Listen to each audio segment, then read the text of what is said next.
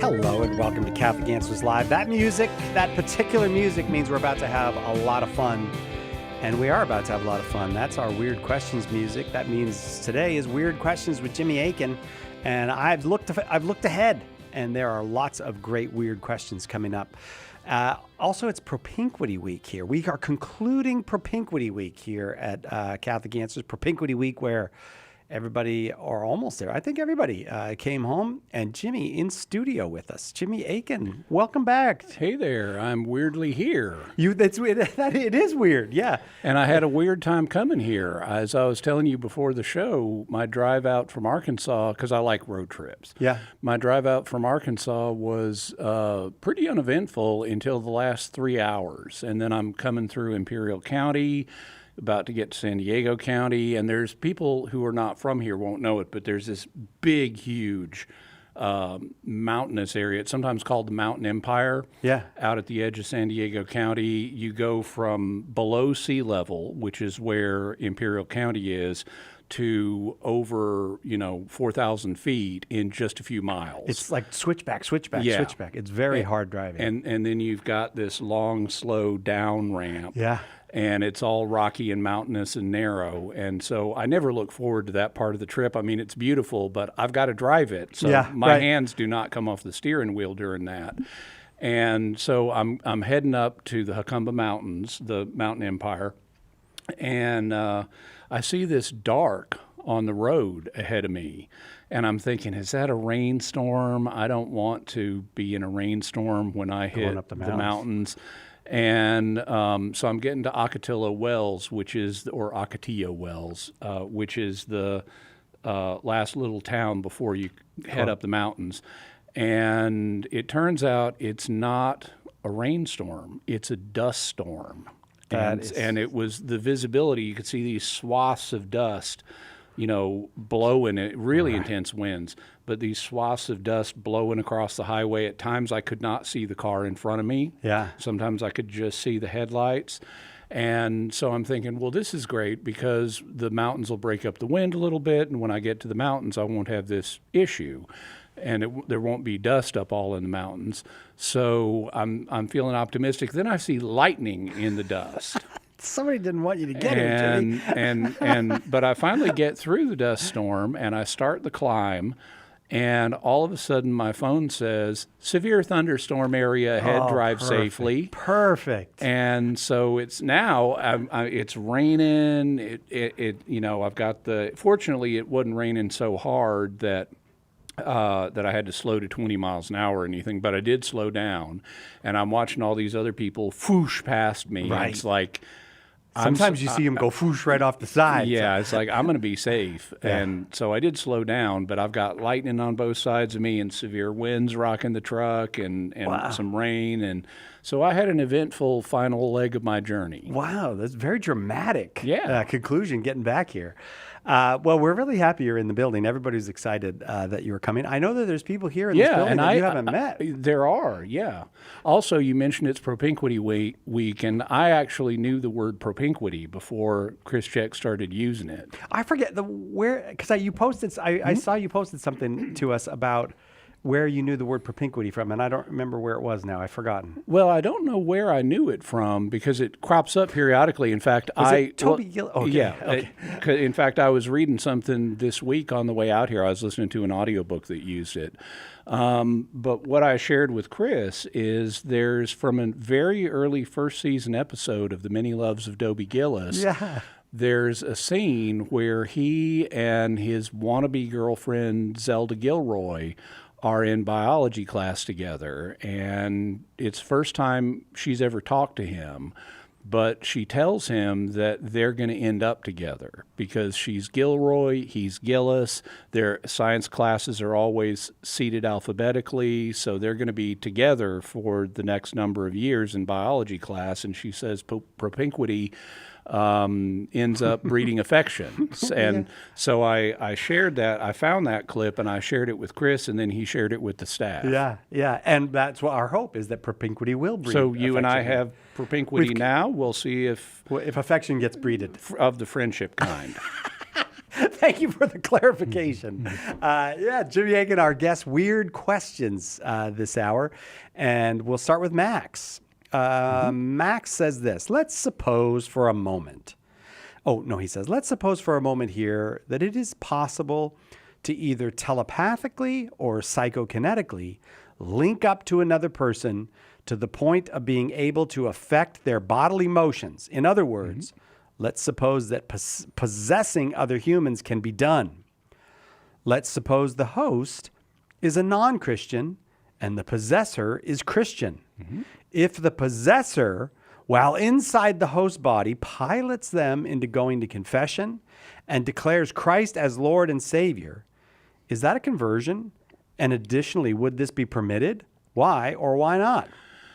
Okay, so I guess the first thing to mention is Max. There is some evidence that human-to-human possession could take place because humans are spirits, angels are spirits. Angels can clearly possess people, usually the bad ones.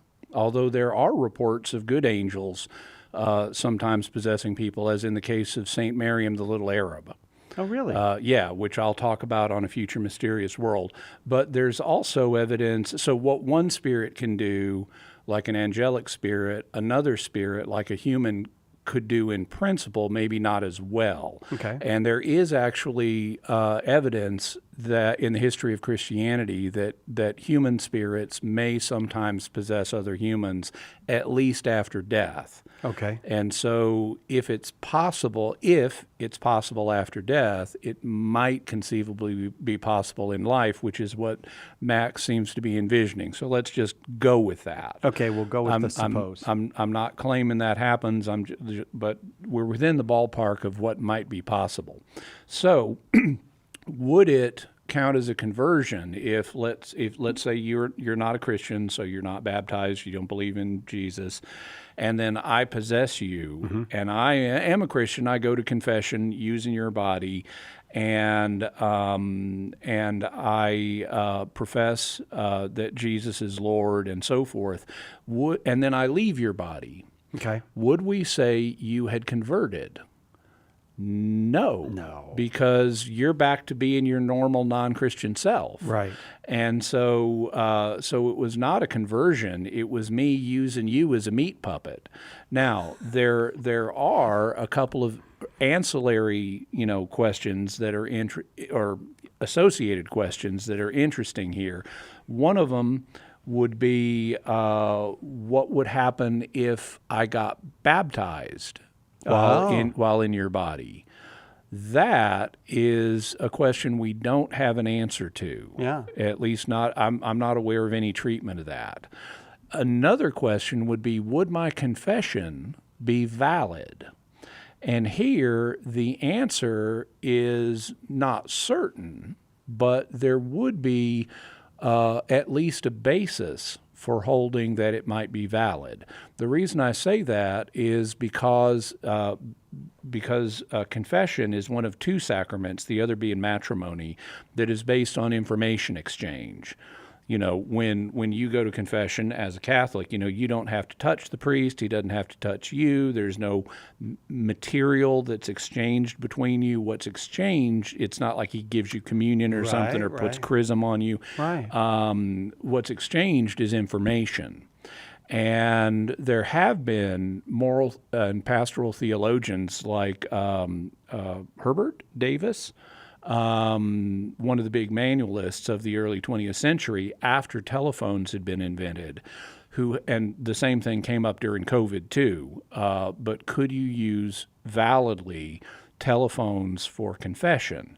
And there have been Catholic thinkers, both in the early 20th century and in the early 21st century, who've held that it could be valid. It's not licit to do it that way, but it could be valid to do it that way because you're exchanging information. And even before telephones, there was discussion of could you do it through letters? Could you write out? Yeah. And even today, there will be people who are, let's say they're mute, and so they may write out their confession and hand it to the priest. Yes. And, okay, well, could you then put it in the letterbox and he gets it out of the post box and Right. so forth? And it looks to me like, this being an information-based sacrament, there is a significant case to be made that it would be valid. So if I was possessing you and you're a non-Christian, and I go use your body as a communications tool to make my confession, it seems to me that the confession for me would be valid. It wouldn't have anything to do with you. You're just the messenger. You're like the person who hands the priest the letter. Right. But it looks to me like it would. There's an argument to be made that it would be valid. But if I'm possessing you, I better have a dang good reason, or I'm going to need to confess that too. Yeah, right. So don't possess people. Maybe Max saw the big Spider-Man movie this summer, which was about. I happened to see it, Jimmy. I haven't seen it. It's What is it? It's about possession. Okay. Does it have? It doesn't have any of these things. No. Does it have venom in it? No, venom is not. Oh, really? No. Yeah. Oh, okay. I don't know. Because that's venom is the most common possession thing in the Spider-Man orbit. There's somebody who has a superpower who can jump into other people. Oh, And then okay. the other people become Like Jericho, only he's from DC Comics instead of Marvel Comics. Yes, right, exactly. So maybe Max. I don't know if that's where Max got the question, but Jimmy Akin, our guest, and we got about carry the 1 million more weird questions for Jimmy to go right after this on Catholic Answers Live. Catholic Answers Live. Do you have a question but prefer to ask it privately? Catholic Questions can help.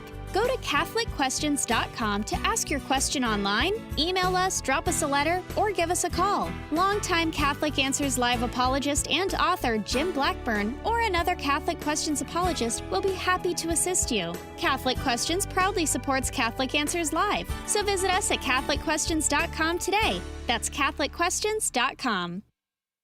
Mother Angelica had a simple goal when she began EWTN: to reach the world with the gospel message. EWTN is the most trusted source of authentically Catholic content on the air today, 24/7, television, radio, social media, and podcasts. We've never wavered from our mandate to proclaim the truth and majesty of the Catholic faith. Thank you for joining EWTN in this mission.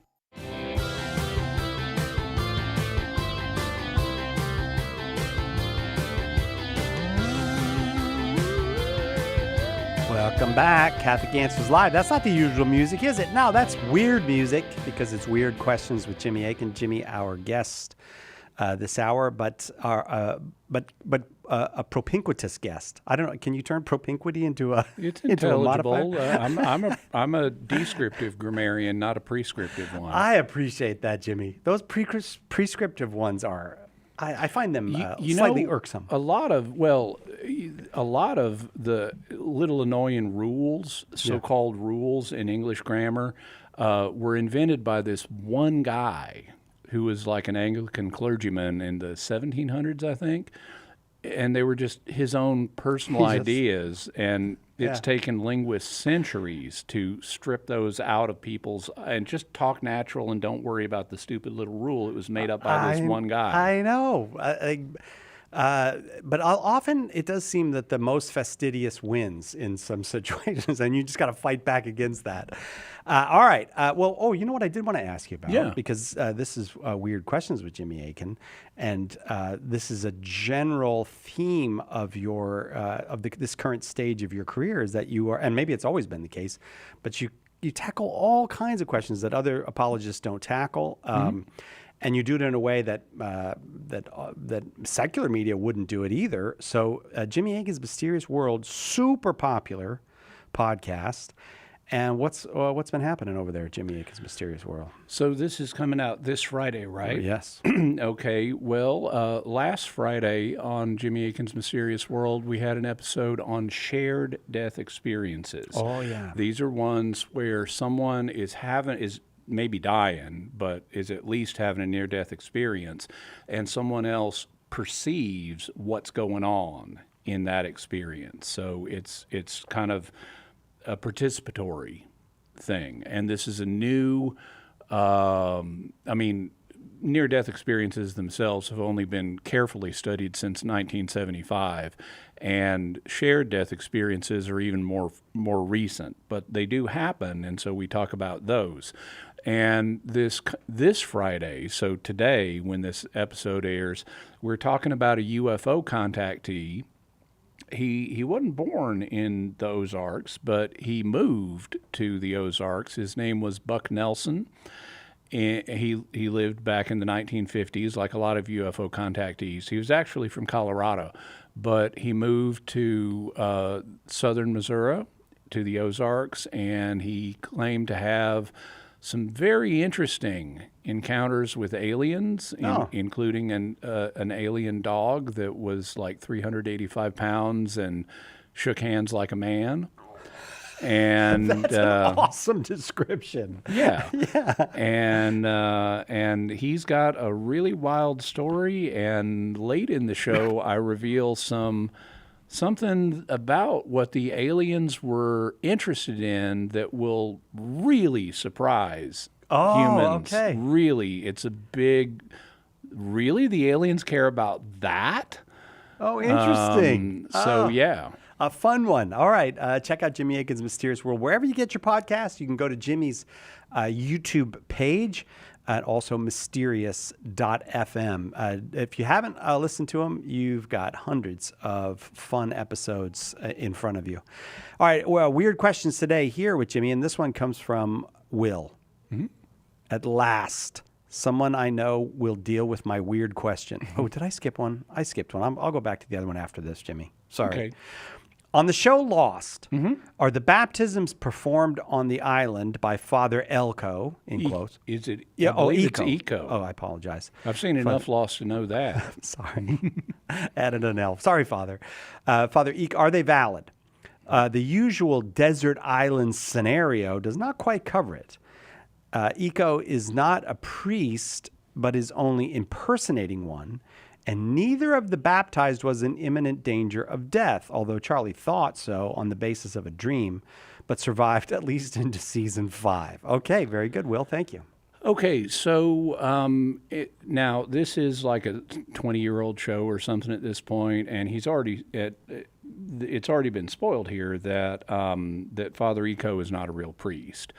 There's another spoiler that doesn't come, and I haven't seen all of Lost yet, but even I know the final spoiler of the series that allegedly explains the whole thing, but maybe doesn't. Okay. So I'm going to try to answer this as carefully as I can. But assuming that all these characters are living human beings on an island, baptism is one of two sacraments. The other is matrimony that does not require a specially ordained minister. Now, when you read various treatments of baptism, like in catechism or in popular Catholic books, it'll frequently say something like, anybody can baptize in an emergency circumstance.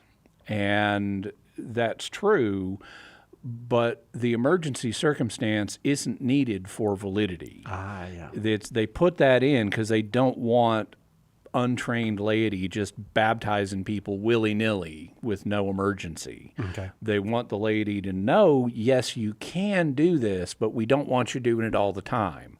We want someone who's qualified, who's been trained about, like, has this person met the requirements for baptism, and so forth. And there's also an appropriateness to having an ordained minister do it. But it's not required. So if Father Eco is a living human being, it doesn't matter whether he's a priest or not. He can baptize someone. And, provided the person he's baptizing is also a living human being and consents to be baptized, yep, it's going to be a valid baptism. There's something shady about it if he's tricking people into thinking he's a priest. Right. But that is not going to affect the validity of the baptism. So the baptisms would be valid, but there's another complication dealing with the season 6 spoiler, which I'm not going to get into, except to say that even if there's something in season 6, the final season of Lost, that would prevent these baptisms from being valid, they would still count as baptisms of desire.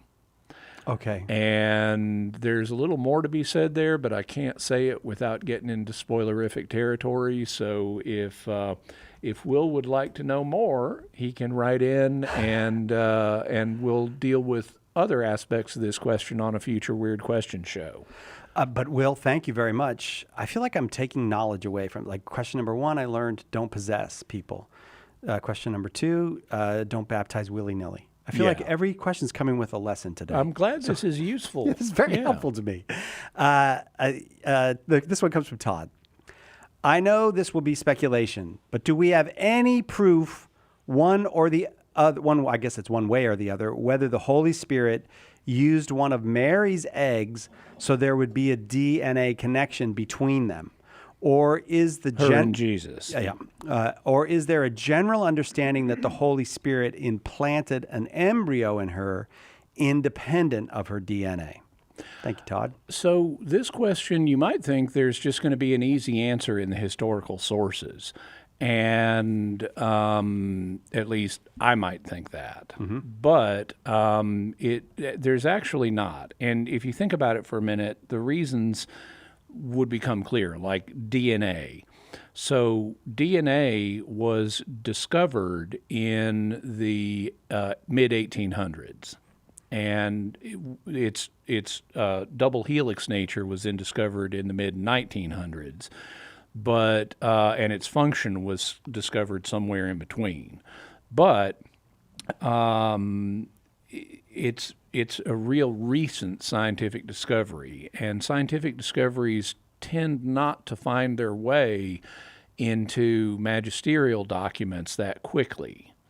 The church tends to let's stay with what we know, and we'll let science settle over time. We're not going to rush into endorsing some scientific idea. Like, what have we discovered? Okay, here's this DNA. We think it has something to do with heredity. We think it's the basis of heredity.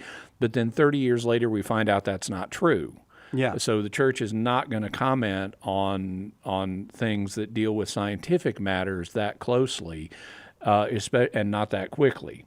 So there isn't actually anything in the historical sources that magisterial ones that addresses the DNA question. You may find that in some theologians where it's a matter of opinion, but not in magisterial teachings.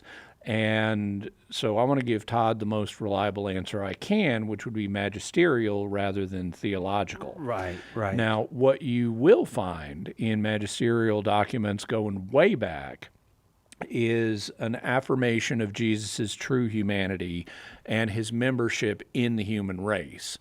Now, you would think that in modern terms, that would mean he has DNA, and I'm sure that he did. But did some of that DNA have to come from Mary? Not to be a human, lots of people aren't descended from Mary, and they're human. Yeah. They're members of the human family. So could God have come up with a genetic code on his own and implant it in an embryo, and then implant that embryo into Mary, or zygote technically, implant the zygote into Mary and let it develop without her giving any contribution to it?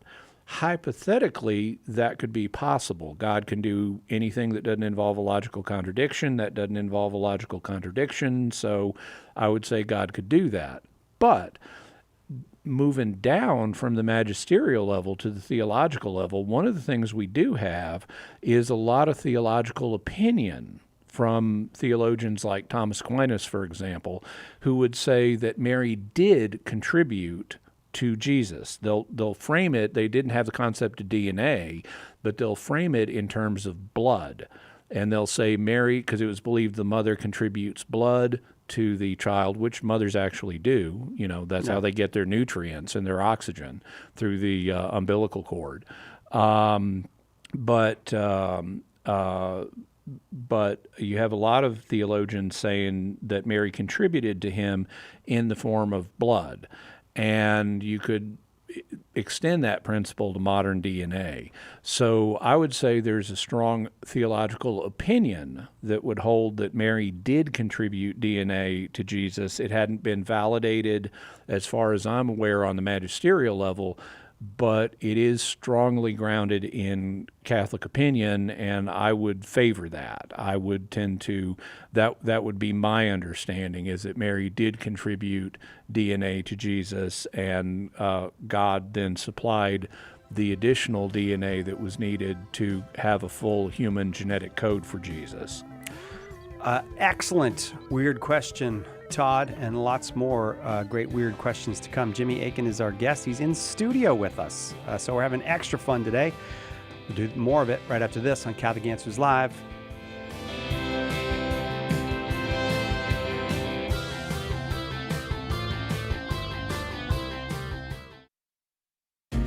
Why do we baptize? Does it really do anything? In Baptism Now Saves You, Dr. Carlo Broussard explains the unbreakable relationship between baptism and salvation, making sense of the Church's teachings in a way that is easy to understand and ready to share. St. Peter said, "Repent and be baptized, every one of you." Discover what that means today. Order your copy of Baptism Now Saves You at shop.catholic.com or ask for it at a good Catholic bookstore near you. We hope that one of the things that we communicate here at Catholic Answers Live is that our Catholic faith allows us to be fully serious about all the problems we encounter in the church and in the world, but it also lets us have light hearts and maybe even mix in a bit of fun, and that is exactly what our good friend Joe Heschmeyer does in his popular podcast, Shameless Popery. You should check it out at shamelessjoe.com. Joe's got a deep grasp of the faith, morals, the teachings of the church, all that, but he's also got a witty conversational style. He entertains and he informs, but you will leave equipped to better answer the most common challenges, misconceptions, and questions about the Catholic faith. He's got insightful guests, he does on-air debates, and he takes a close look into all the things that you want to know about as a Catholic living today. You'll walk away knowledgeable and filled with joy. Look for Joe on his YouTube channel. Check him out at shamelessjoe.com or wherever you get your podcasts. And if you like what you hear, become a patron. Why do Catholics pray to dead people, bow to statues, venerate relics? And where do we find any of this stuff in the Bible? In the delightful book, The Saints Pray for You, Dr. Carlo Broussard convincingly defends the ancient Christian belief rooted in Scripture that the saints care for us, that they are allies. Order your copy of The Saints Pray for You today at shop.catholic.com or ask for it at a good Catholic bookstore near you.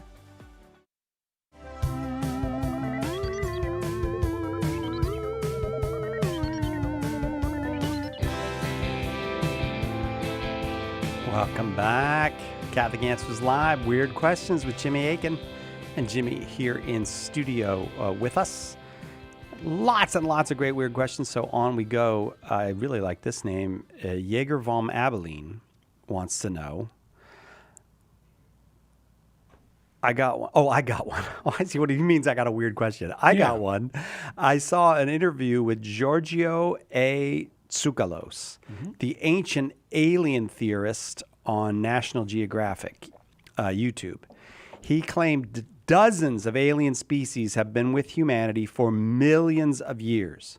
Sodom and Gomorrah were destroyed not by the wrath of God, but by a UFO. Tsoukalos and other co-working theorists hold to the idea that we were visited by aliens during the Pyramid era. For example, Tsoukalos says that the Aztecs have carvings saying they saw huge giant snakes flying thousands of years ago, flying planes, or floating turtles hovering over them, flying UFO discs. Or Gamera. That's exactly right. He claims it simply came down to misinterpreted technology from aliens for their lack of better words and explanations of what they saw, and therefore calling them gods. This makes a lot of sense to me. Is it blasphemous to think or call God the Father and his angels aliens? What do you think about this misinterpreted technology? Okay, so there's two questions there. The first one, is it blasphemous to think of God or call God an alien, and what about his angels? Well, it wouldn't be blasphemy to call his angels aliens. The reason has to do with the nature of blasphemy. Blasphemy means to speak against. And in a religious context, blasphemy is understood commonly to mean speaking against God. And so if you're trash talking his angels, well, that's not a good idea, but it wouldn't be blasphemy in the divine sense. I guess you could say it would be blasphemy in a lesser sense. Just like if I started spreading rumors about Psychelet, I would be blaspheming not God, I'd be speaking against Psychelet or blaspheming Psychelet, which, Like Edgar does. I know you're important, Cy, but, you're not up on the God level. No, So, I'm clear on that. Thank you. But I'm clear on that. I want to yes. make sure that's remembered. Okay. But to misunderstand and casually, irresponsibly assume that that angels are aliens is something. It wouldn't be divine blasphemy, but it wouldn't be great. One of the reasons I say that is we actually have a warning against speaking against angelic beings in Scripture. If you read, for example, the book of Jude, and this isn't the only place, but if you read the book of Jude, and 2 Peter deals with similar themes and so forth, it talks about how even when Michael was disputing over the body of Moses with the devil, he wouldn't rebuke the devil himself. Instead, he said, "May the Lord rebuke you." And he left that to God rather than, as it's translated in some English versions, rather than revile an angelic majesty. Yeah. So we have warnings against trash-talking angelic beings, whether they're demonic or angelic, good or bad. So I would say now, if someone's honestly mistaken and thinks that God is an alien or that, aliens impersonated God, like on Stargate, that's what the Goa'uld do. Oh, yeah. They impersonate gods. Or if one thought the same thing about angels, well, God knows you're sincerely mistaken. The thing that I would be worried about is being casually mistaken, where you don't take this concept seriously enough, because I would say you are responsible if you just casually say, "Oh, that seems like a good idea," and just go with it when it deals with fundamentally important things like God. Yeah. You're being irresponsible in your belief formation.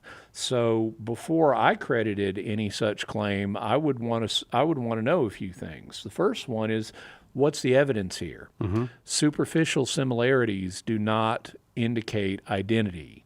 There are lots of things in this world that are superficially similar that are not identical. For example, a European swallow and an African swallow. They may look similar. They may that's why they're both called swallows. They may live in the same hemisphere. They're not North American swallows. They may have similar unladen air speeds, but they are not the same thing. Yes. And so just because you can say, "Oh, here's some alien explanation for something that the Bible presents as a miracle," there's a similarity there, but that doesn't mean that they're the same thing. No. So you need, in order to propose an alien interpretation for biblical events, you need actual evidence, not just let's armchair it around and talk about sacred things as if we can just casually propose anything we want. Right. I could propose non-alien things. I could say, "Oh, it's time travelers. It's humans from the future who bombed Sodom and Gomorrah with a nuclear bomb," or something like that. But you know what that would have the result of is there would be radioactive isotopes, some of which would not have decayed yet, in the vicinity of Sodom and Gomorrah. So that would be a testable prediction. So where are the testable predictions for the alien idea that Yeager reports Giorgio Tsoukalos proposing? Let's have actual evidence. Otherwise, it's just a bunch of speculative jawboning with no evidential backbone. Then there's a second problem I have, which is even if there were even if you had some evidence that some of these biblical events or other historical events, like the pyramids and things, had alien involvement, none of that gets you up to the concept of God. Mm-hmm. God, as he is understood by Christians, is an infinite, uncreated being with infinite perfections. And there might be some pretty impressive aliens that might have been regarded as gods by, less technologically developed humans. But none of them are infinite, uncreated beings who produced matter from nothing. None of them can do that. And even when you have people like, I don't want to say his name wrong, so I won't say it, but you've had proposals, I want to say Lawrence Krauss, who proposed like a universe from nothing. Yeah. When you carefully investigate what he means by nothing, it's not nothing. Right. It's a quantum foam. And that's not the same thing as nothing. So nobody knows any way to produce something truly from nothing. So even if aliens could create a universe from quantum foam, that is not the same thing as producing a universe from nothing. And none of these proposals get us into the territory of what Christians actually worship as God. So I would say they're misguided, speculative, and frankly sloppy and lazy. And if you want me to take the proposal seriously, well, the burden's on you to show me some evidence, more than just jawboning about it. I have to say, I feel a little disappointed that National Geographic would have this. This seems below them. There's a surprising amount on the National Geographic channel and on the History Channel that you think would be below them, but it apparently is not. Yeah, they have yet to plumb the bottoms of how low they can go. It's like playing that game Limbo. Yeah, right. Where you shimmy under the bar. Yeah, they keep shimmying lower and lower. And lower. Yeager, thank you very much for the question. That'll take us to our break. Jimmy Akin is our guest. It's Weird Questions with Jimmy Akin, and each question gets reasonable hearing from Jimmy. He doesn't. He's not dismissing any questions as foolish or unworthy of being answered, but he's going to apply both faith and reason to his answers. So more of that coming up right after this. There's only one Catholic Answers Live. Underwriting for Catholic Answers Live is provided by Real Estate for Life. Real Estate for Life connects home buyers and sellers to real estate agents while supporting pro-life organizations. On the web at realestateforlife.org. One of the biggest mistakes a Christian can make is to try to do good without God's help. St. Therese said, when we trust only ourselves and not God, our soul becomes incapable of virtue. Her remedy? Works of charity. And the greatest work of charity is to share the gospel. At St. Paul Street Evangelization, a Catholic nonprofit, we encourage you to share the gospel with someone who doesn't know Jesus. Catholic Answers is supported in part by St. Paul Street Evangelization, streetevangelization.com.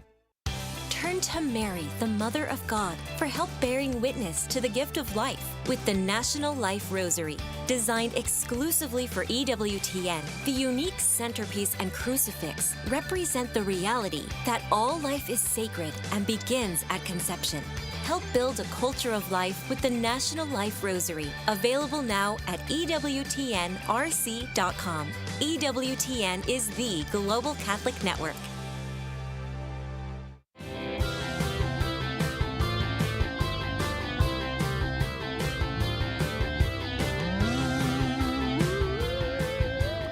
Welcome back. Catholic Answers Live.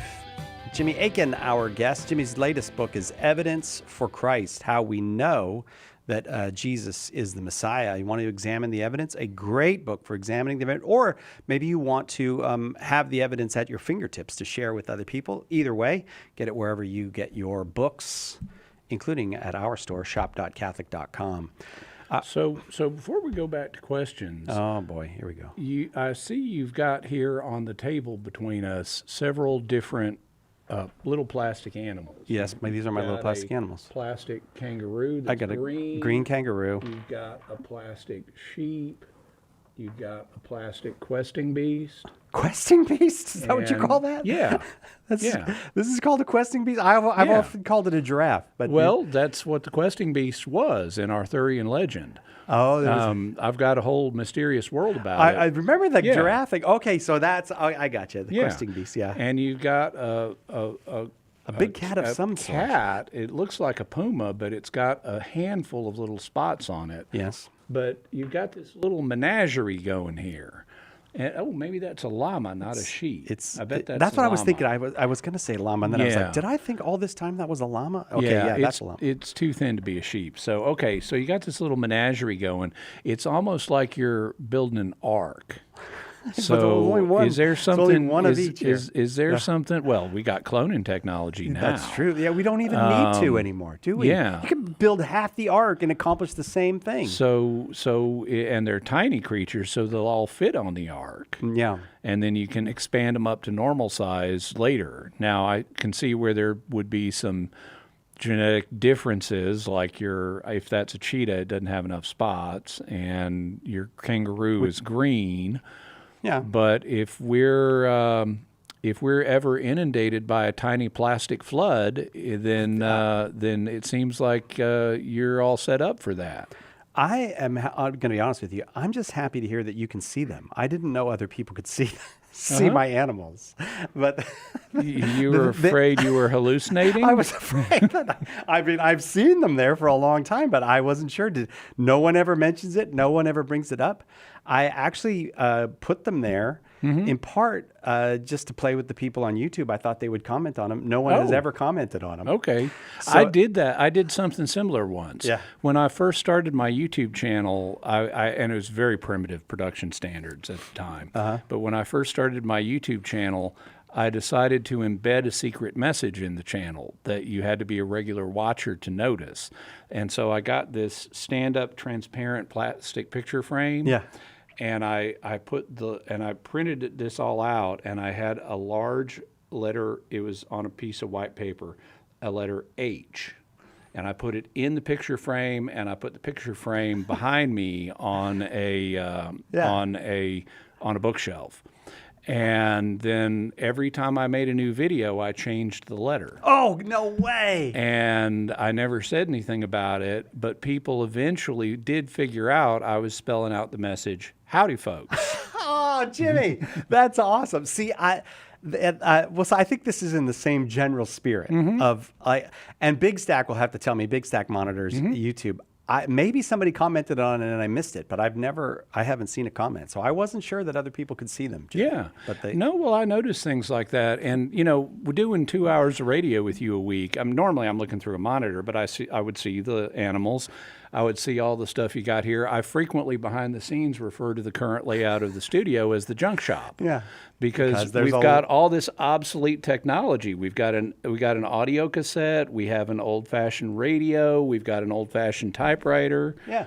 It's like we're working our way through the ages of media here. Yeah. Up to including sculpture. We've got some sculpture there. Yeah.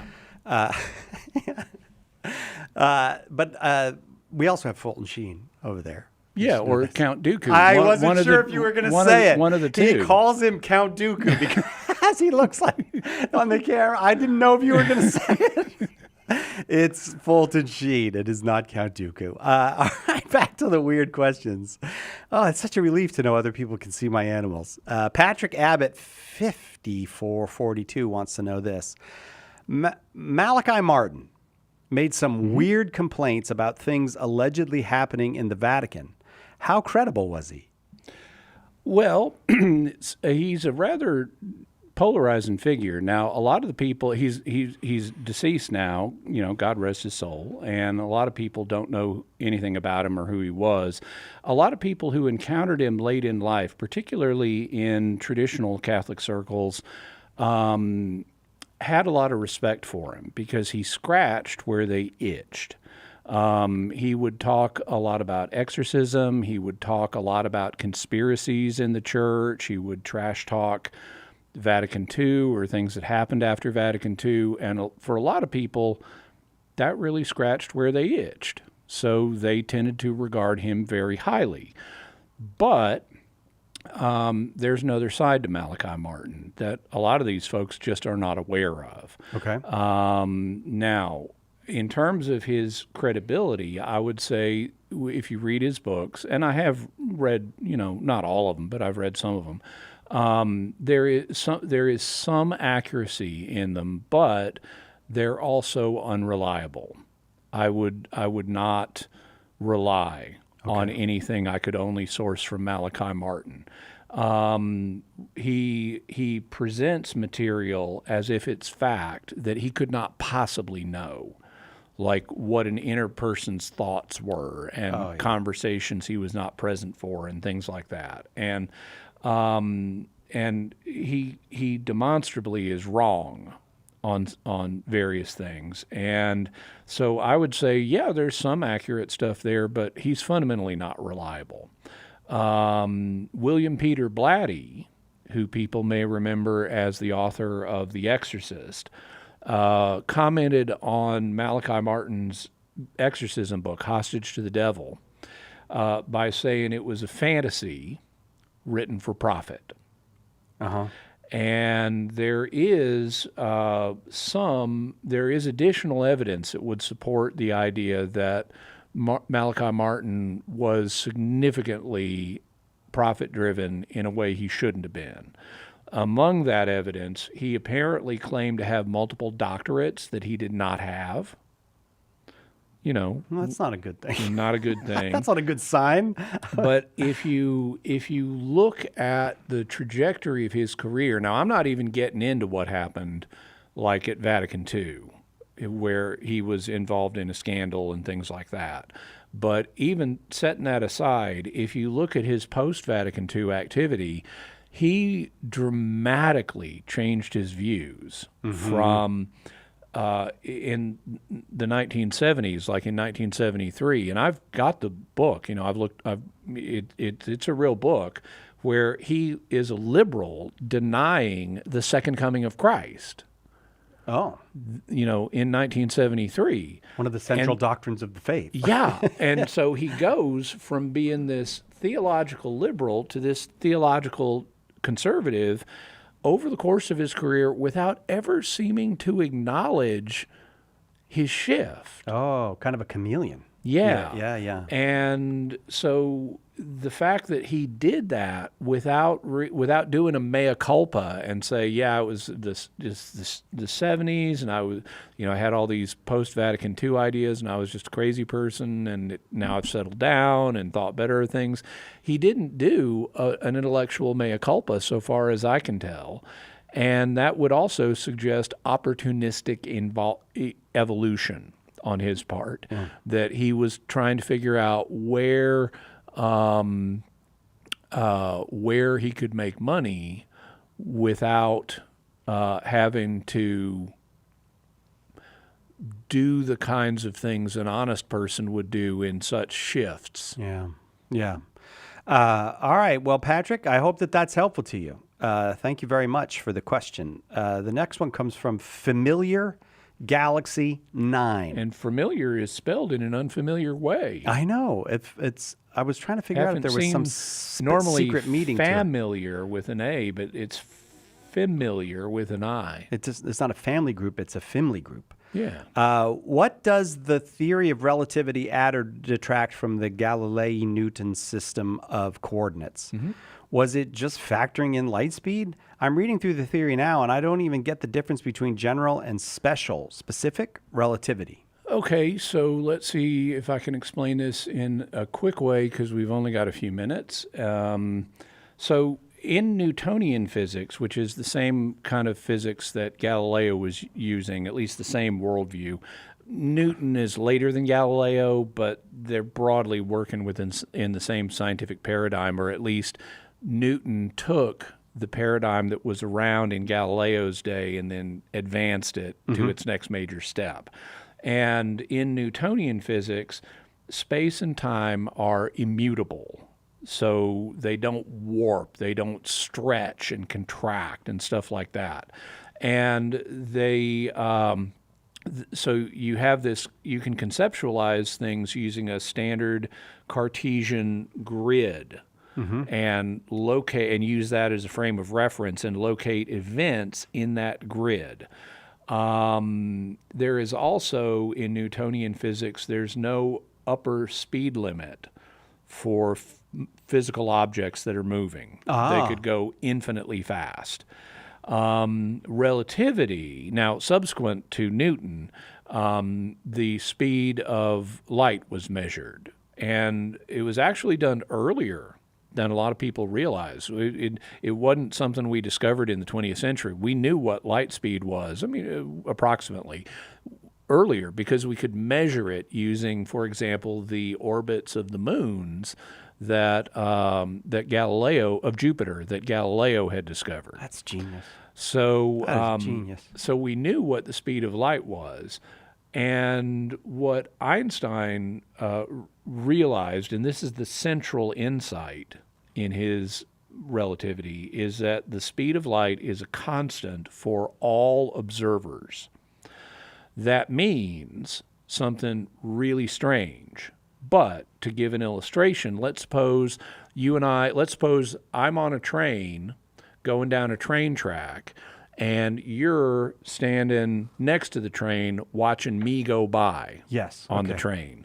And I've got a flashlight, and I point it forwards in the direction I'm moving on the train, and I turn the flashlight on. Moving on the train, let's say the train's going 90 miles an hour. Which is really fast for a train. But I'm going 90 miles an hour, and I turn on the beam of light in my flashlight. I'm going to see it go 186,000 miles per second. That's the speed of light. Right. And the train is moving with me, so I just see it doing its normal light speed, 186,000 miles per second. You, standing next to the train, see the train moving 90 miles an hour, and I've got the flashlight turned on. You would think that what you would see watching it would be 90 miles an hour faster. It would be 90 miles an hour faster. Right. But you won't. You'll see the same 186,000 miles per second that I see. Wow. So the speed of light is a constant for all observers. And that means that time is running different for me on the train than it is for you standing by. Also, space is going to be slightly, it's too little for us to notice, but space is going to be slightly distorted too. So space and time are not absolutes. And there is no universal frame of reference like that Cartesian grid that I mentioned. Instead, you've got to specify what frame of reference are you assuming for purposes of a discussion. That is the central insight of the theory of relativity. What the results are going to be is relative to the frame of reference you pick. Hence, it's called relativity. Now, there are two major theories of relativity that Familiar Galaxy was asking about, general and specific, or special relativity. Special relativity deals with frames of reference that do not involve acceleration or gravity. So like on my train, it's moving 90 miles an hour. It's constant speed. Yeah. It's not accelerating. Right. General relativity takes special relativity and lifts those requirements. No gravity, no acceleration. So in general relativity, you can add gravity, like maybe we're right next to a black hole. Or you can add acceleration, like maybe the train isn't going an even 90 miles an hour. Maybe it's accelerating at 0.0000000.1% the speed of light. So general relativity adds acceleration and gravity into the basics of special relativity. I think the world was made for you, Jimmy Akin. It's weird. It's a weird It world. is. We haven't even talked quantum mechanics yet. I don't want to. We'll be right back. More weird questions for Jimmy Akin after this.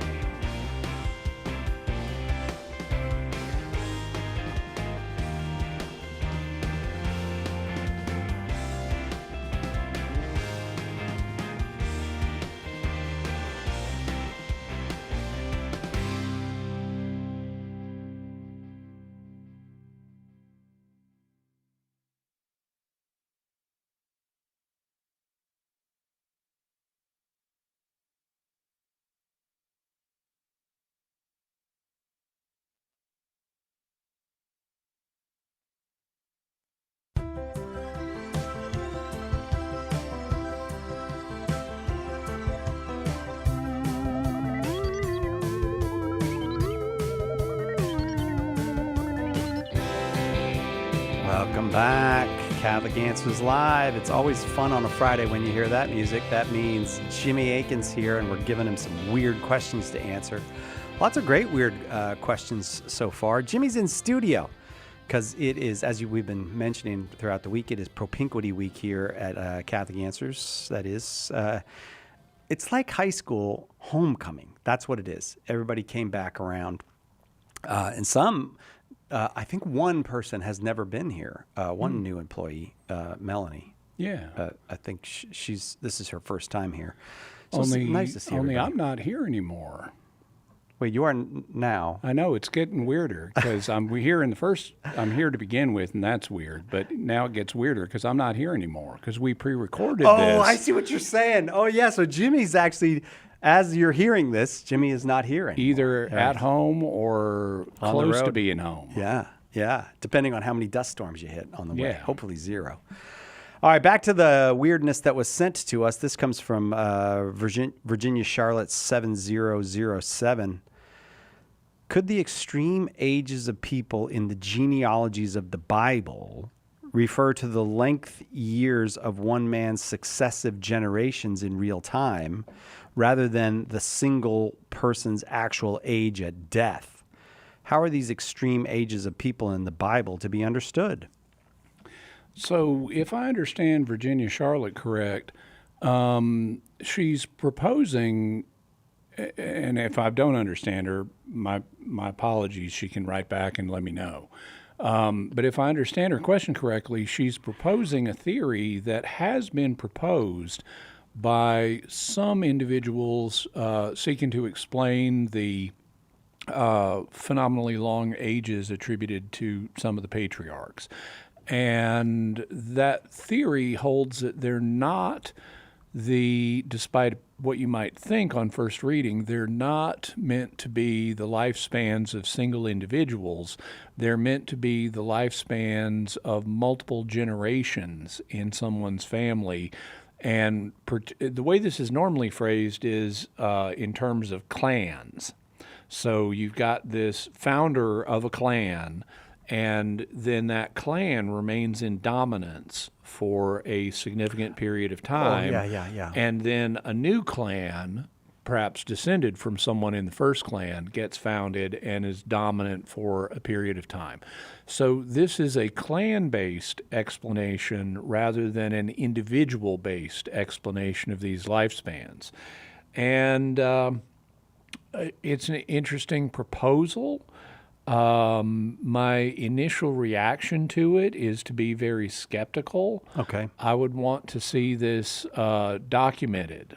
And I know individuals who, not personally, but I know individuals who proposed this, and I haven't seen it argued in detail. I would want to see it argued in detail. And I would want to see it deal with various objections. So, there's, in terms more broadly, though, of how do we understand these ages, there is no church teaching on it. So the church does not have any doctrine says you should take them this way or you should take them that way. So it's all speculation. And so various speculations are okay. One of the problems that I would pose for the clan theory is why there's such an orderly succession of clans, because they're presented as this guy begets this guy begets this guy. And so, well, why isn't it one long clan then? Now I can imagine ways to answer that, but I would want to see those answers argued for. And because the way it's presented is as a normal genealogy where all the people are related to each other in a lineal fashion, that you would think they'd all be part of the same clan. Another problem is another problem is the way they're phrased, because it will say in like Genesis 5 and Genesis 10, these are the major sections where these genealogies come up. It'll say like Adam lived X years and became the father of Y, and then he lived Z years, and the total years of his life were, Y plus Z, X plus Y, or whatever. And so why is the next clan being fathered so early, and then there's all the rest of this time in there? Right. And so that's another problem I'd have. Then there's the big exception in the genealogy in Genesis 5, which is Enoch. Enoch has a dramatically different lifespan. His is 365 years, and that is interpreted by later biblical writers and extra biblical writers as being 365 years for one individual, not a clan. Now, maybe all of them are wrong, but then how do we explain what's said in this text in terms of this clan-based model? Why did the Enoch clan die out so quick? Why was it taken by God in a way different than all these other clans? Right. And then there's the obvious symbolism of the number 365, which is the number of days in a solar year. And if you look carefully at the numbers that are recorded for other patriarchs, there seem to be, at least it's been proposed, that there are numerical patterns in them too that have to deal with astronomy. Specifically, that the patterns tend to be based on what's called the synodic period, which is a synodic period is the time it takes for a planet to return to the same position in the sky relative to the sun. And it looks like some of these other patriarchs, their ages may not be based on the solar year the way Enoch's life is. They may be based on these synodic periods. Oh. And so that would suggest these numbers have a symbolic value rather than being literally this clan was in prominence for this long. Then you've got to deal with the fact that the lifespans shorten over time. Because they start, like 800-900 years long, and then once you get after the flood, they really start dropping down to more contemporary values. So it looks like, why would the clans have shifted like this? And how would you even have knowledge of these pre-flood clans in such detail? So it seems to me that the clan idea is an interesting proposal, but it seems to me there are a bunch of difficulties with it that I haven't seen answered. I'd like to see it argued both for and against in detail. I haven't seen that yet, but it's something I'll continue to research. The way it looks to me, my opinion of how the best way to understand these ages is that they are symbolic of the greatness of the ancestors, because we have parallel texts from other ancient Near Eastern civilizations that attribute super long lifespans to patriarchal figures as a way of showing how great they were. Mm-hmm. And so I think that's the same thing going on here. It's like the Israelites are saying, hey, our ancestors, they're no small potatoes either. Right, yeah. And the specific ages that are attributed to them are based on various numerical calculations, some of which may involve astronomy, but there's a clear shift in how they work because there's this blending from these ancient lifespans to modern lifespans that takes place, and that means you can't just apply the same method throughout. You've got to bridge the two different systems of calculation. Virginia Charlotte, thank you very much for the question. That'll take us to our first break for this hour. Jimmy Akin, our guest. Weird Questions for Jimmy continues right after this. Your questions, Catholic Answers, live. Support for Catholic Answers Live comes from Catholic Chemistry, a dating app for Catholics. Founded by a longtime member of the Catholic Answers team, CatholicChemistry.com. Underwriting for Catholic Answers Live is provided by Magnificat. Published monthly, Magnificat features texts of daily Mass, prayers, articles, meditations, art commentaries, and more, in step with the liturgical rhythm of the Church, on the web at Magnificat.com. Underwriting for Catholic Answers Live is provided by Real Estate for Life. Real Estate for Life connects homebuyers and sellers to real estate agents while supporting pro-life organizations. On the web at realestateforlife.org. EWTN offers listeners and viewers the daily readings to enable you to accompany the Mass of the day. Our Catholic daily readings include the readings of the day, along with online videos. It's a great resource for all who desire to live a life of faith that is pleasing to our Lord. Visit EWTN.com and click Catholicism. EWTN, the Global Catholic Network.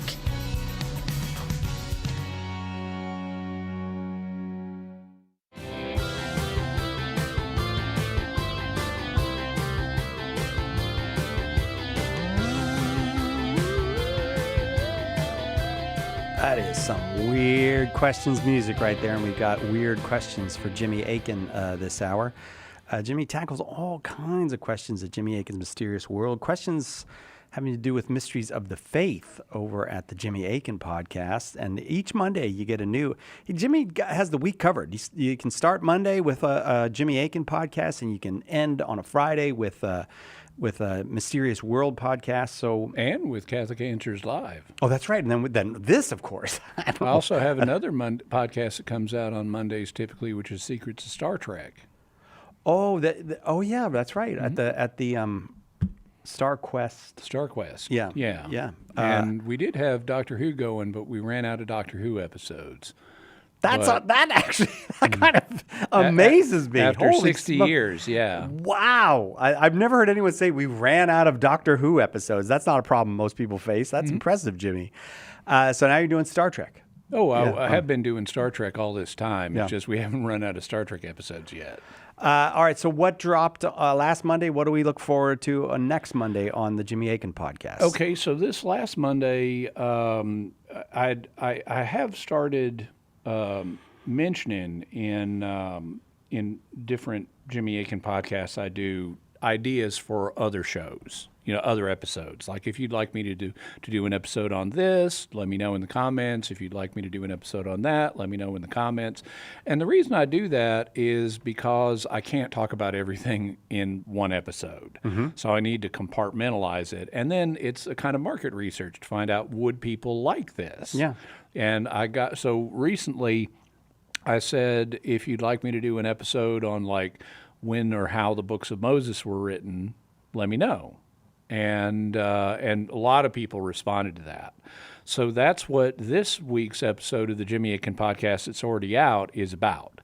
It's about the 5 books of Moses and how they were written, who wrote them, when they were written.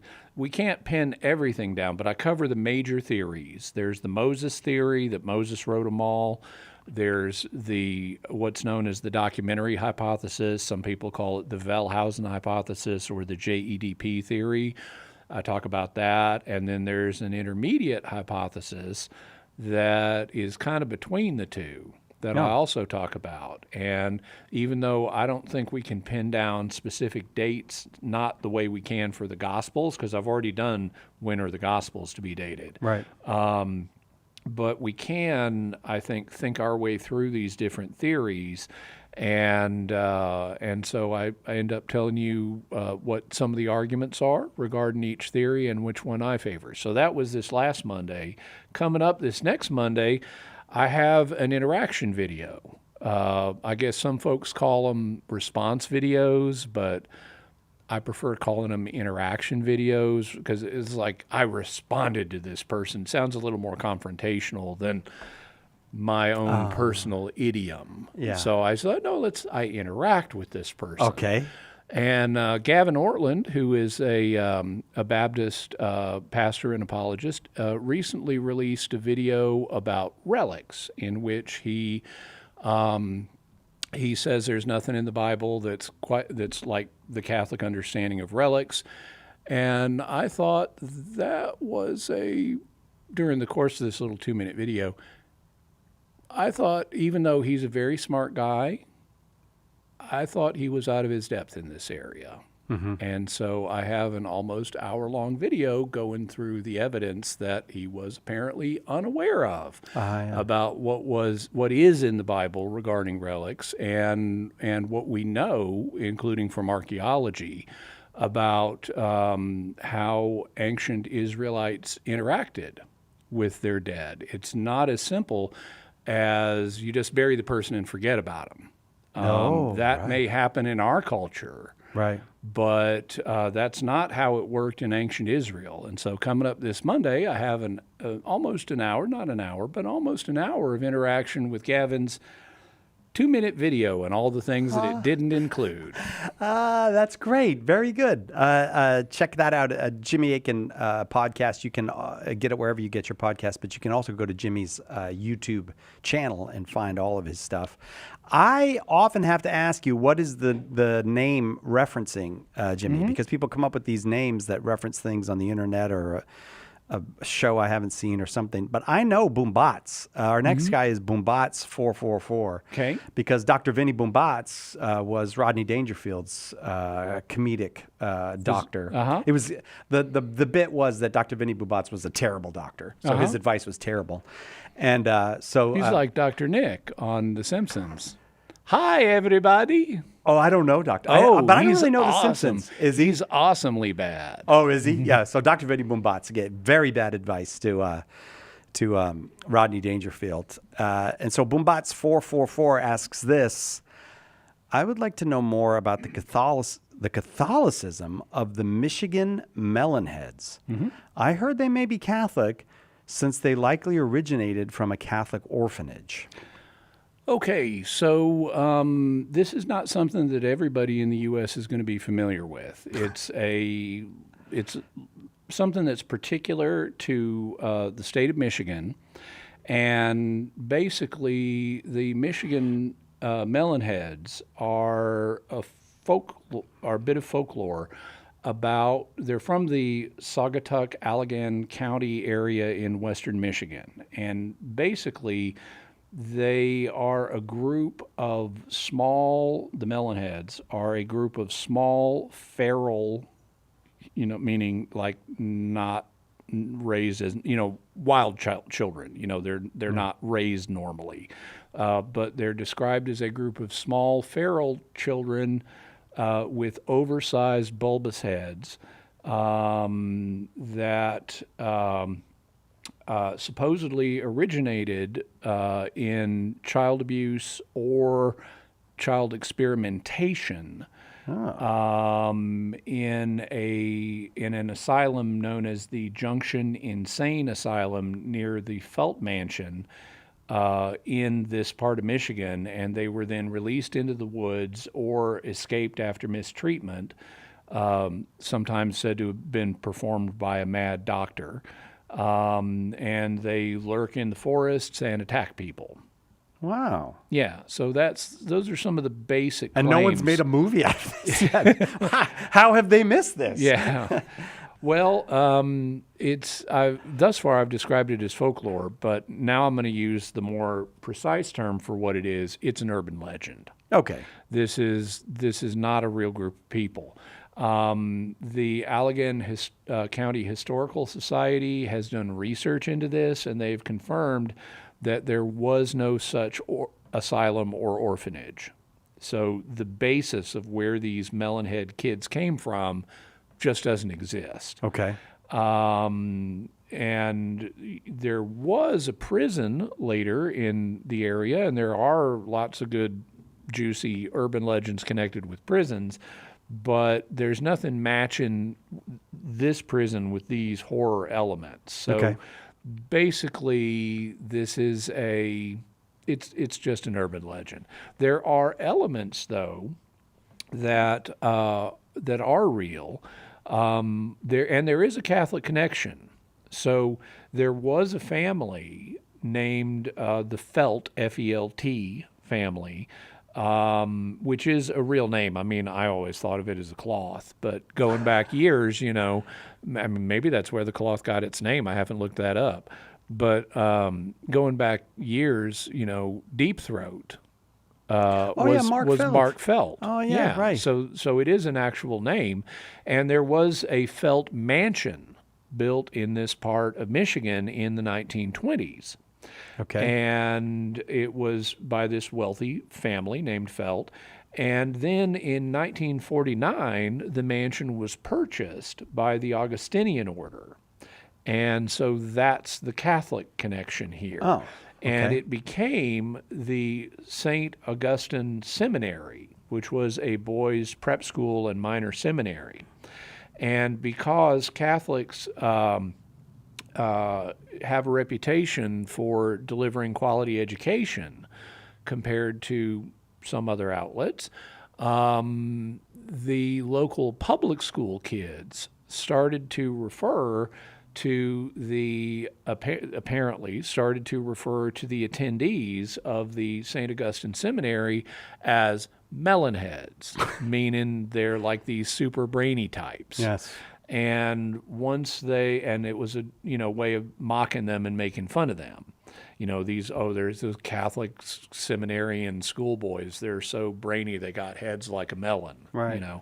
And so that apparently is the origin of both the melonheads and the Catholic connection. And over time, folk processes worked on this, and it turned into this melon-headed horror story inspired folktale. It's just abuse of these brilliant young Catholic minds, referred to as melonheads. Kids or something. All right. Well, thank you for the question, Boombots. And ask a question again, because I want to bring up Dr. Vinny Boombots again. This next one comes from Julian. Hi, Jimmy. Howdy. No. All right, well, I'm reading. No, pause there. So you paused, so I figured I'd fill the dead air. Thank you. Been doing radio for 25 years. You get that impulse. How much evidence is there for extraordinary charismatic gifts nowadays, and which is the strangest? Well, in terms of which is the strangest, I don't have any objective way of assessing that. It's not like there's a strangeness scale that I could measure them with. The one that strikes people or gets a lot of attention as an unusual charismatic gift. Now, there are various charismatic gifts that are not these are gifts that the Holy Spirit gives to Christians to enable them to serve the body of Christ in the church. And according to St. Paul, everyone has at least one gift. You're not limited to one, but he encourages people to pray for additional gifts. But a lot of them are not particularly strange. Like one of them is teaching. Yeah. And I would assume whatever else is true about my spiritual life, that I have the gift of teaching. Mm-hmm. And I teach in other contexts, so I think there's a natural talent there. I teach things other than religion. I teach parapsychology, I teach dance, I teach in a variety of contexts. And then as a Christian, God's taken that and elevated it and uses it to build His kingdom when I teach God's word and teach about God. But that's not particularly flashy. The one gift, there are others that are healing, for example. Right. Prophecy is another. And then there's the one that tends to get the most attention and has since the first century, which is speaking in tongues. And so even though I don't have an objective scale, and even though none of the lists of spiritual gifts are exhaustive, and God can continue to give new ones that He didn't give in the first century, I would say that at least among the ones listed in the New Testament, the one that tends to attract the most attention could be judged the strangest, and that would be speaking in tongues. In terms of how much evidence is there for extraordinary charismatic gifts, and here Julian has drawn a distinction between the ones that seem strange, like healing, prophecy, speaking in tongues, and the ones that seem ordinary, like teaching and helping others and administration and things like that. of the extraordinary ones, how much evidence is there for them occurring today? I would say there are many reports today of extraordinary manifestations of the Holy Spirit. This has varied over time. There has not been any age of church history where there were no reports, but there was a notable uptick beginning in the late 20th century with the rise of the charismatic movement in the Catholic Church, and that generated a lot more reports. But they've been there all the way through church history. Another factor that tends to pertain to this area is how many have been confirmed. And I can hear the music, so I'll finish on the other side of the break. We will take that break and be right back with more weird questions for Jimmy Akin on Catholic Answers Live.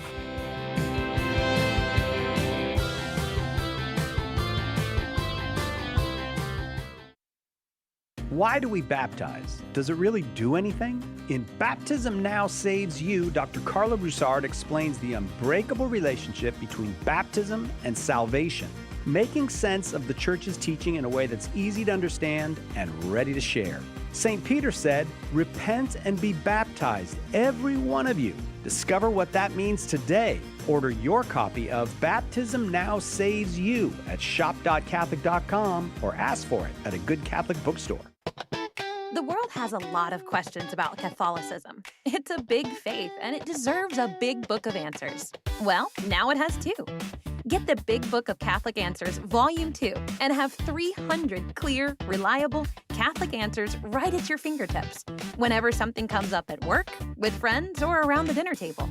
Order your copy of the Big Book of Catholic Answers, Volume 2 at shop.catholic.com or ask for it at a good Catholic bookstore near you. From the dawn of creation, angels have stood in the presence of God as messengers, warriors, and guardians. Some seek our fall. Some intercede for our salvation, and one is assigned to protect you. In the new book, Angelic Answers, Father Mike Driscoll uncovers the truth about angels and their unseen battles. So mysterious to us, and yet so close. Get Angelic Answers today at shop.catholic.com or at a good Catholic bookstore near you. Who was Jesus? It's the most important question in the world. Was he a great teacher? A religious myth? The Messiah and Lord? In Evidence for Christ, apologist Jimmy Akin builds a powerful step-by-step case from history, scripture, and reason, showing that Jesus is the fulfillment of prophecy and the risen Lord. Get your copy of Jimmy Akin's Evidence for Christ today at shop.catholic.com or at a good Catholic bookstore near you.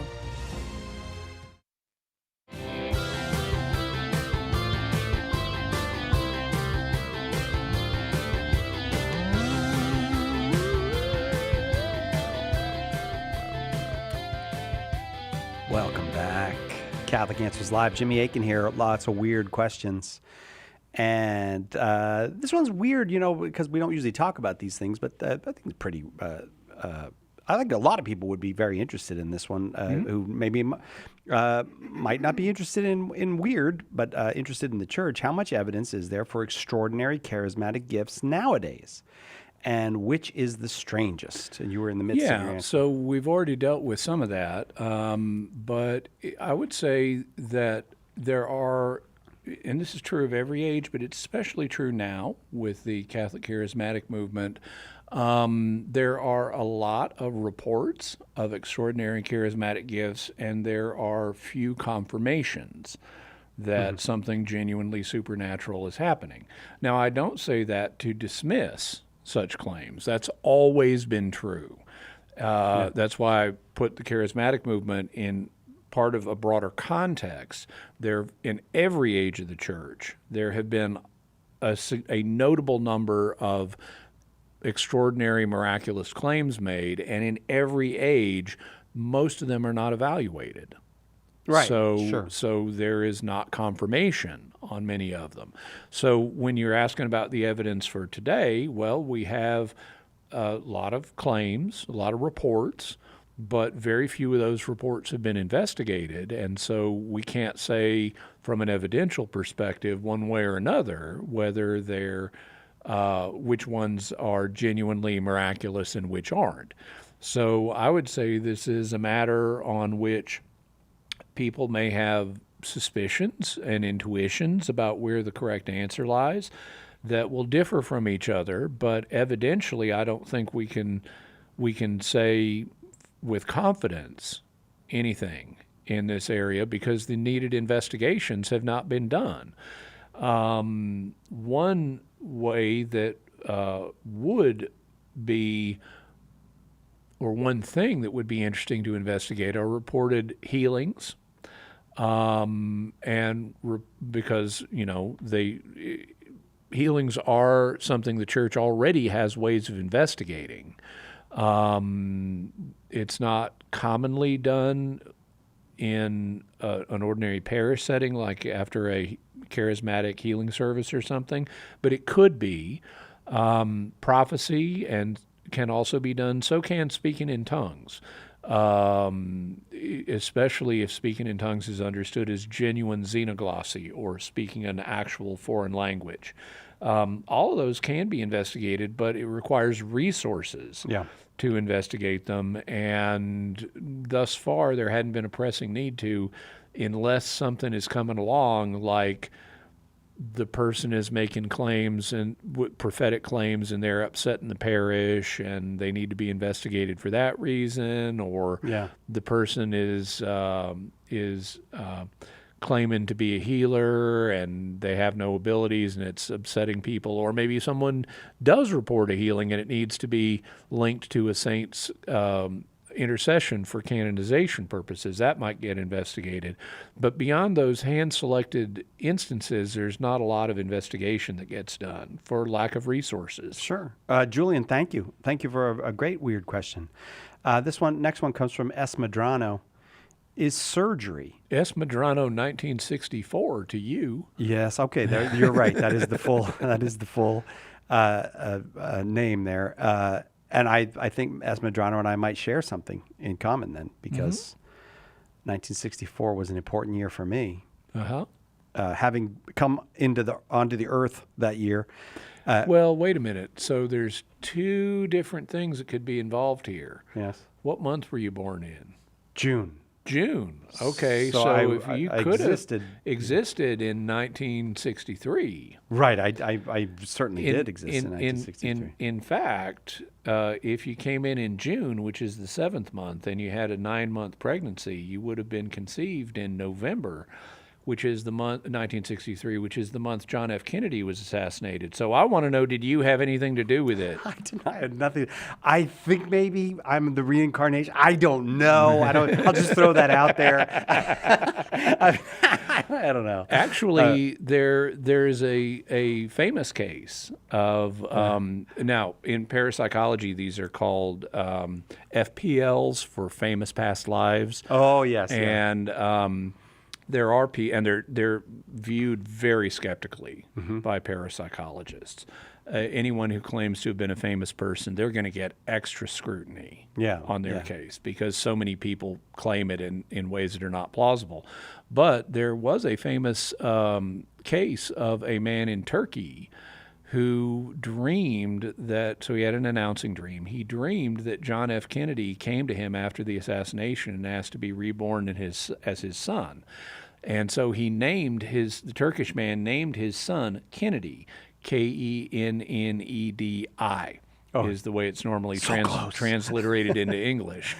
But young little Kennedy had no memories of John F. Kennedy, and this is not regarded as one of the more plausible cases. Well, I can tell you, he's not the reincarnation of John. Okay. I would assume the same thing. I'd say you're right on that point.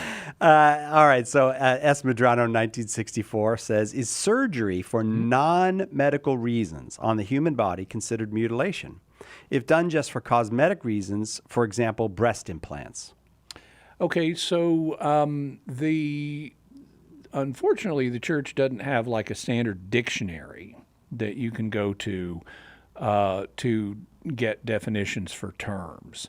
There are individual passages in magisterial documents where terms get defined.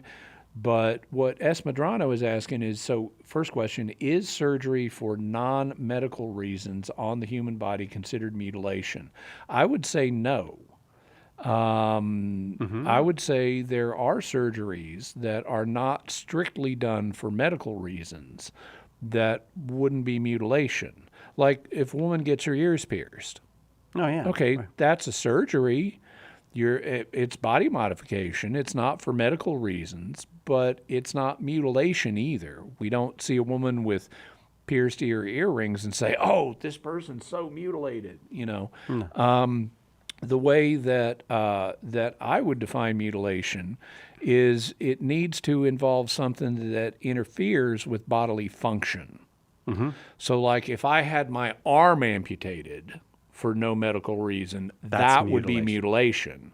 But if someone has their ears pierced or gets a tattoo or has some other kind of body modification, it's not going to be mutilation for me unless it interferes with body function. And it can interfere with body function and not be mutilation if it serves some legitimate purpose. Like suppose my left arm, suppose I had bone cancer all the way through it, and the only way to save my life is take that arm off.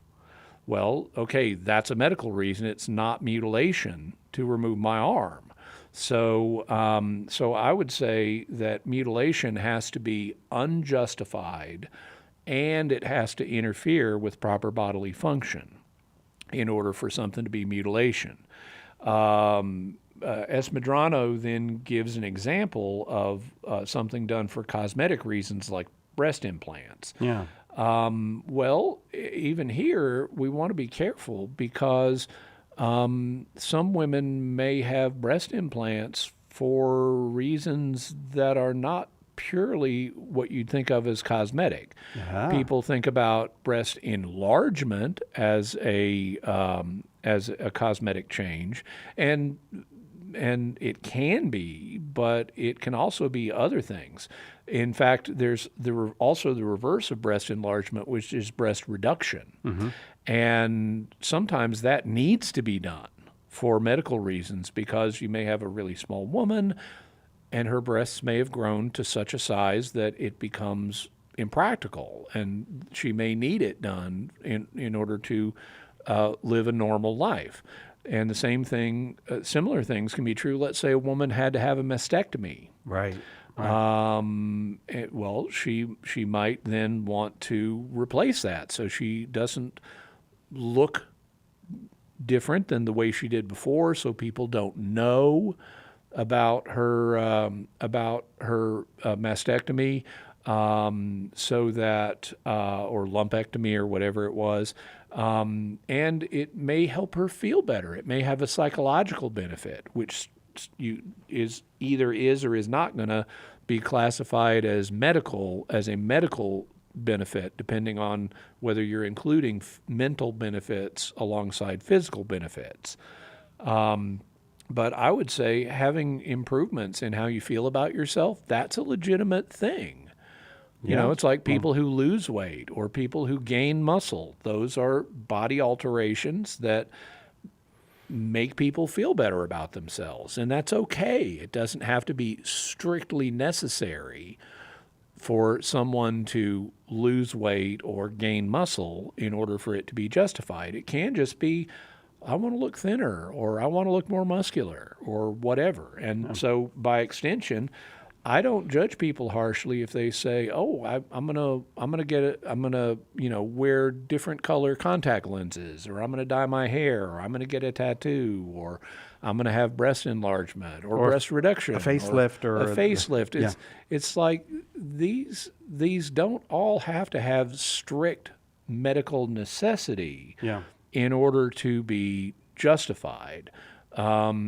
Simply the psychological benefits of them can justify them. And so I don't rush to classify things as mutilation. It needs to be unjustified, including in the senses I just named, and it needs to in some way materially interfere with bodily function for something to be classed as mutilation. And I don't know if you mentioned this, but breast implants don't interfere with bodily function. Did you mention No, that? yeah, I was going to mention, I mean, people think of like breastfeeding a child. Actually, breast implants don't, interfere with that. They can be done in ways you can still breastfeed after breast implants have been added. Esmedrano, thank you very much. Wonderful question. We got to take a quick break. Right back with more weird questions for Jimmy Akin on Catholic Answers Live. Hang on. Catholic Answers Live will return in a moment. Alexian Brothers is a proud sponsor of Catholic Answers Live. For 800 years, these Catholic brothers have offered a prophetic and daring response to the gospel, serving Christ in the sick, the poor, and the dying. Is God calling you to be a courageous disciple? If you feel called to total self-giving as a religious brother in the mission of Jesus, call our vocations office at 847-264-8703. That's 847-264-8703. AlexianBrothers.org. In Morse code, the sequence SOS is a distress call. It's been said that it stands for Save Our Souls. Well, right now our world is in big trouble, and we're putting out an SOS call for help. Will you answer that call? St. Paul Street Evangelization, a Catholic nonprofit, has hundreds of teams who share the good news with souls who don't know Jesus. Catholic Answers is supported in part by St. Paul Street Evangelization. Visit streetevangelization.com to get involved. EWTN, communicating the faith. First of all, I would like to say that I'm so appreciative of EWTN. It has been a great help to me with respect to my Catholic faith, and I really rely on the great programs that EWTN offer us each and every day. Well, just thank you to EWTN. I was a fallen away Catholic, and listening to EWTN has brought me back, so thank you so much.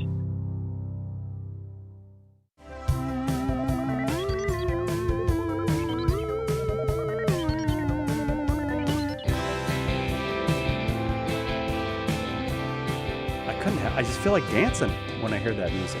Doing a little chair dancing. Jimmy Akin, our guest. There are such things. They're chair known as dancing. sit dances. Yeah. And that's my preferred method. I prefer to do everything sitting. They are used. I've seen private dance parties and video of private dance parties where a caller will do a sit dance for attendees who may not be able to get up and so they'll fold the sit dances into the mix so everybody gets to participate even if they're not physically able to get up and do a normal dance. Well, I spontaneously do it when I hear the music for Jimmy for and Weird Questions. I would suspect you can do a normal stand dance. It's just you're tethered to the machine by your headphones and need to be near the microphone. Yes. Although I have to admit, I am one of those people who tries to walk out of the studio with the headphones on somewhat regularly. And I don't know if we've ever had to replace driving off equipment. with a gas pump. Yeah, that's true. I have not done that. Those are built to detach because people do forget, and they go into the store and they come back out and they get in the car and drive away, and so they're actually built to detach safely without spilling gas all over everywhere. Yeah, that's what modern society we need to take into consideration human failings. I know I'll do it sometime, but as to this point, I have not. And it used to be a lot more common than it is now because you couldn't pay at the pump.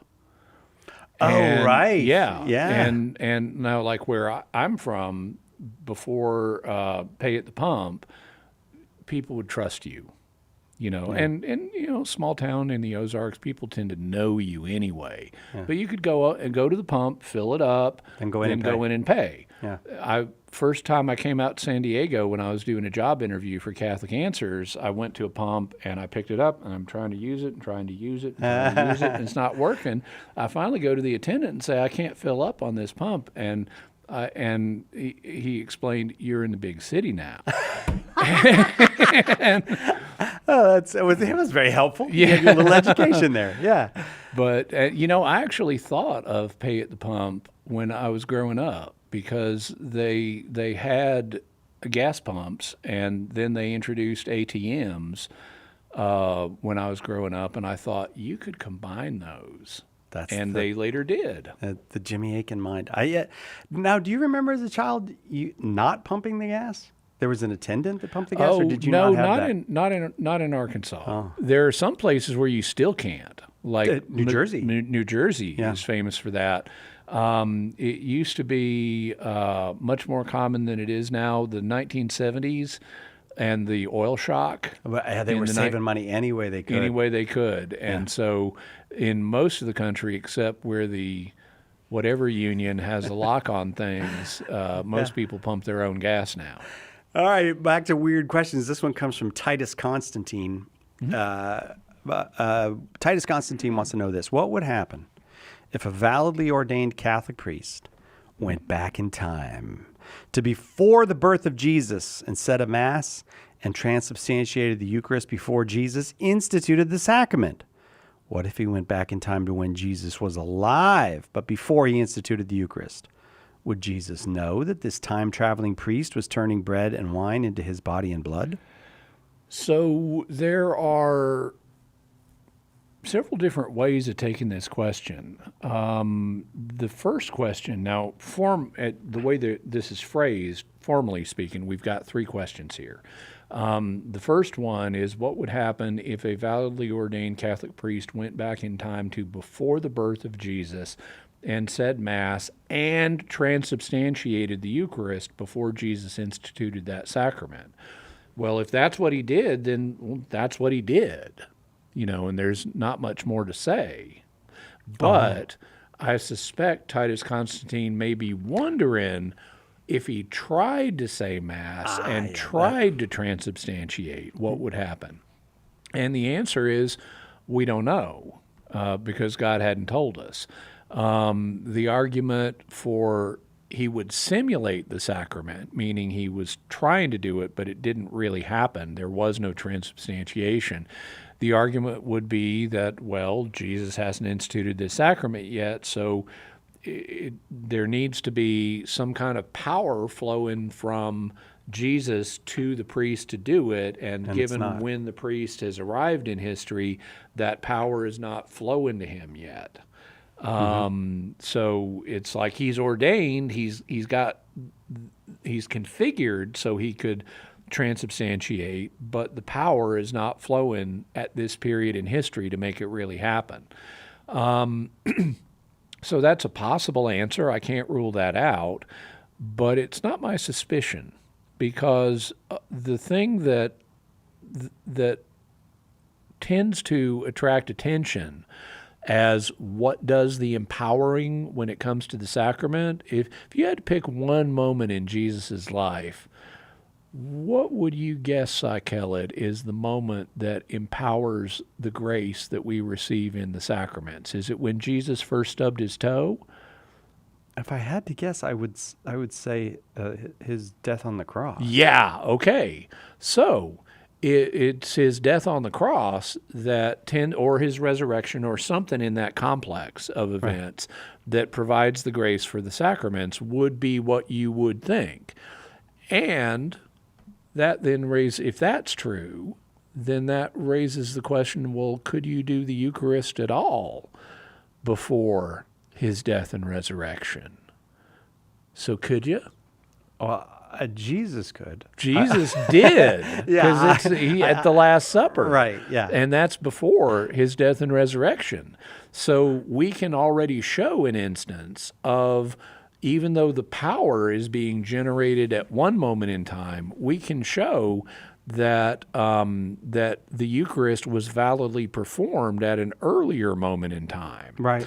And Jesus' birth doesn't seem to be as directly related as Jesus' death and resurrection to the sacrament. So I would say, even if the priest went back before Jesus' birth, if he's properly configured via ordination, my suspicion would be he could do the transubstantiation even if he's at a point in time before Jesus' birth. And this is relevant in light of a discussion we had last hour, because there is no absolute time and space. And therefore, you have to pick your frame of reference. And for some observers, what we would call before Jesus' birth is actually not only before his birth, not only after his birth, but after his death and resurrection. Yes. So I would say once the grace providing moment is anchored in space-time, it's going to apply to all of space-time. Just like people before Jesus could be saved through the death of Jesus that wouldn't occur till thousands of years later. Right. I would say, in my opinion, would be the same thing's likely going to be true of the sacraments, including transubstantiation. So that would be my answer to the first two questions. The second question was, what if we went back to between Jesus' birth and his death? And when he instituted it, I'd say the same thing would apply. Then Titus Constantine's third question, would Jesus know that this time-traveling priest was turning bread and wine into his body and blood? Obviously, yes, in his divine intellect, because his divine intellect is omniscient. With respect to his human intellect, it's going to depend on your theory of his human intellect. There have been thinkers like Thomas Aquinas who proposed that even though he didn't have technical omniscience and know everything about every possible world, he had what you could call a practical omniscience in that he knew in his human intellect everything about the actual world. And if that was the case, if Aquinas was right on that, then yes, Jesus would know this priest had gone back in time and was turning bread and wine into his body and blood before he was born. But the magisterium has shied away from that view. And if you look in the Catechism of the Catholic Church, it endorses the view that Christ's human intellect only contained extra material that he had been sent to reveal. So when he says, like, I don't know when the temple's going to be destroyed, it's because he doesn't have that information in his human intellect. He wasn't sent to reveal that. Yeah. Christ does not seem to have been sent to reveal that this priest was doing these transubstantiations. And so I would say that in his divine intellect, he would know the priest was doing it, but in his human intellect, he would probably not know because he wasn't sent to reveal that. It wasn't relevant to his mission. Titus Constantine, thank you. You want to try Dog Fight 2018? I'll do the best I can with it. All right, Dog Fight 2018 says this: I've seen some robotics and computing developments online where scientists are already using human brain neurons and cells to run computers and robots. Mm-hmm. I've discovered a similar already existing idea in science fiction called head cheese, if you're familiar with that. I'm wondering about the ethics of this and what a Catholic should make of it. I also wonder if creating new human neurons or keeping an existing person's brain cells alive to run a computer would impede from them crossing over to the afterlife or not. Thank you. Okay. I'm just checking this before I use the term. I just want to verify. Yep. I had the right term. Just wanted to check. So the concept is not called head cheese in, it is in the science fiction you're talking about, but the idea of living robots are commonly called xenobots. Okay. And they can involve neurons and they can be used to do computations. I would say it is not in principle wrong to use human cells for number one, the technology is not wrong in principle. Number two, it's not wrong in principle to use human brain cells for this because an individual cell is not a person. Yeah. Just like an individual blood cell of mine is not a person. So you can extract a blood cell and use it to do various things, including test it, in a way that you couldn't if it were a whole person. So if you wanted to take a single neuron out of my head and use it for some purpose, as long as the purpose is legitimate, it's not wrong to use a single neuron. You're not abusing a person. If you're starting to use enough of a person's brain cells that they develop an autonomous living human consciousness, then it's going to become the subject of rights, and that's going to have ethical implications. And if you use enough and you keep my brain in a jar, it would impede me from crossing over into the afterlife. Don't do that, Dogfight, if that's what you were planning, but thank you for the question. Jimmy Akin, I really enjoyed the propinquity. Thanks for being here in the studio with us for 2 and hours. since we can do it for real, Wonder Twin powers, Unite! activate. Oh, I thought it was Unite. Sorry, Sylvan. Activate. I failed. Gotta All right. watch more Saturday morning cartoons. That'll do it for us. We'll see you next time, God willing, on Catholic Answers Live.